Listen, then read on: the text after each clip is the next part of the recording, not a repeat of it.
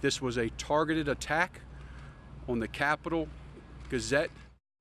Hours after a gunman opened fire at the Capitol Gazette newsroom in Annapolis, Maryland, police have identified the 5 victims of the attack, all employees of that historic publication. Wendy Winters was a mother of 4 who built a reputation as a prolific journalist, reporting on news in her community, this according to the Baltimore Sun. Her daughter telling the publication her mother was a wonderful woman and a fantastic reporter, adding, quote, "We are grieving and trying to make sure all of us can be together to celebrate her life."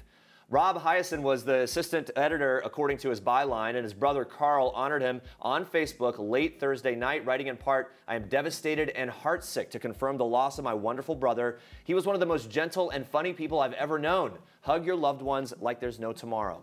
Gerald Fishman wrote editorials for the newspaper for more than 25 years. Former executive editor and publisher Tom Marquardt telling the Baltimore Sun, "Gerald was a great writer. He was a really smart guy, so smart that he even tried out for Jeopardy twice." Rebecca Smith was a sales assistant for the publication and described by her boss as a, quote, "very thoughtful person and always willing to help when needed." Smith leaves behind a dog, fiance, and a future stepdaughter. John Mcnamara was a sports editor for the publication and described as a, quote, "jack of all trades."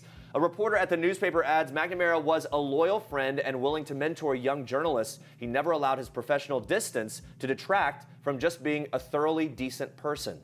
Now, guys, in the wake of the tragedy, the Capitol Gazette still published a newspaper with a front page bearing the photos of all 5 victims. Capitol editor Rick Hutzel was quoted saying, "We are heartbroken, devastated. Our colleagues and friends are gone. No matter how deep our loss, there is nothing compared to the grief our friends, families are feeling." Now, the suspect has been charged with 5 counts of first-degree murder. That's according to CNN. And, of course, our thoughts and sincere prayers go out to the victims and their families. You can stay on People.com for any updates on this story.